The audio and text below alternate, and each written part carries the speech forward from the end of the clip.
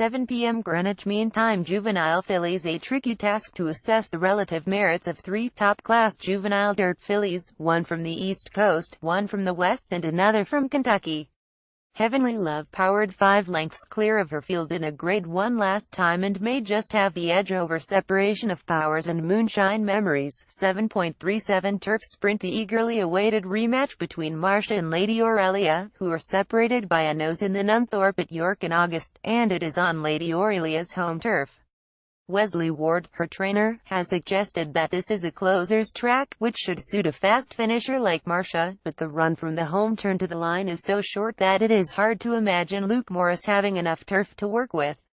The heart is longing to see Sir Mark Prescott win with his first runner at the Breeders' Cup, but the head says that on this track and ground, Lady Aurelia will be too good. 8.14 Filly and Mare Sprint. Not a sprint as Europeans would recognize it, as it is staged over 7 furlongs, but the 3-year-old Unique Bella has formed from 6.5 furlongs to beyond a mile and is very much the one to back.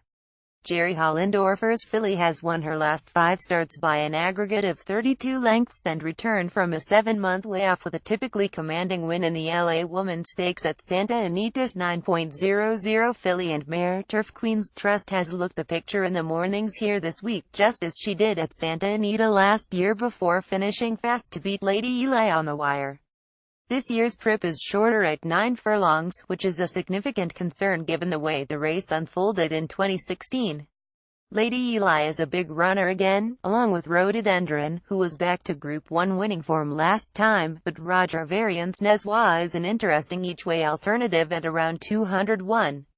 She has been a little below form on softer ground on her last 2 starts but was a convincing winner of the Pretty Polly at the Curragh in July and will relish the quicker going here.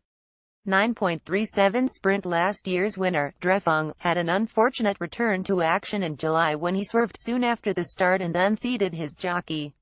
He made no mistake next time, though, when he took the 7-furlong Forgo Stakes by 4 lengths, and he has now won 6 of his 7 completed starts. The 3-year-old Tocqueville is talented and progressive, but still has plenty to find to beat an on-song Drefong. Highland Reel has looked impressive during morning workouts in California. PhotographRacingPhotos.com. Rex Shuttershock. 10.19 Mile. The draw has dealt a miserable hand to the Europeans here, with both Ribchester and Roly Poly getting double-figure stalls. The top U.S. turf miler, World Approval, has been highly impressive on his 2 recent starts at this trip, and is a solid favorite as a result, but a better bet each way could be Midnight Storm. Philip D'Amato's frontrunner should make good use of stall 1, finished a close 3rd in this race 12 months ago and has made just 1 start on turf since, and a Grade 2 handicap over today's course and distance in August. He was a close 4th, giving weight to all 3 of the horses in front of him, and seems to have slipped in completely under the bookies' radar at 251. 10.58 Juvenile. U.S. Navy Flag has started favorite for just 1 of his 10 starts this season, and did not head the market for either of his Group 1 wins, which is a sign of the stealth with which he has progressed into a top-class 2-year-old. Given his profile and connections, it would be no surprise were he to prove up to the task here, and, if he runs up to his turf rating on his dirt debut, he should go very close.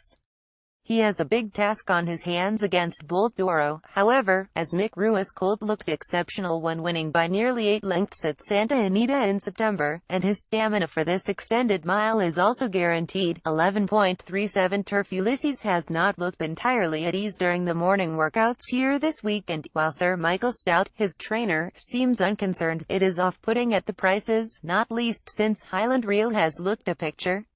The trip and ground will be ideal for Aidan O'Brien's runner, just as they were 12 months ago, and while he is unlikely to get such a soft lead this time around, he should still be very difficult to reel in along a short homestretch. 12:35 a.m. Classic. A huge task faces Churchill as he goes up against the best dirt horses in America in his final race, and this looks like a top-drawer renewal, too.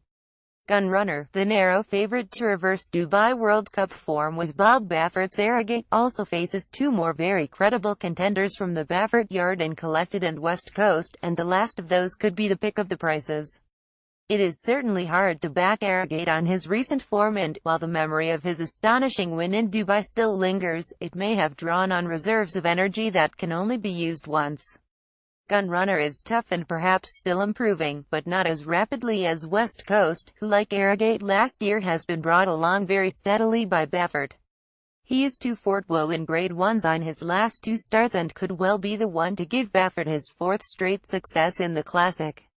Chris Cook's tips for Saturday's UK race is Newmarket 12.05, Nawasi 12.35, Poetic Imagination 1.10, Kind Act 1.45, Dark Intention 2.20, Pioneer Spirit 2.55, Boynton 3.30, Lord Glitters 4.00, Medburn Dream Weatherby 12.20, Dak Klondike 12.55, Kalashnikov 1.30, The Nipper 2.05, Labago Roy 2.40, Holstone 3.15, Virgilio NB 3.45, Diamond Fort Napair 12.25, Hermanus 1.00, The Cobbler Swain 1.35, Cyrus Darius 2.10, Little Bruce 2.45, Special Catch 3.20, Mount Muse 3.50, Cider Court Ascot 12.40, American Gigolo 1.15, Pengo's Boy 1.50, Copain de Class 2.25, Quite by Chance 3.00, Verdana Blue 3.35, Bracordor 4.05, Saturday Night Fever Newcastle 3.25, Love Conquers 3.55, Emerald Rocket 4.30,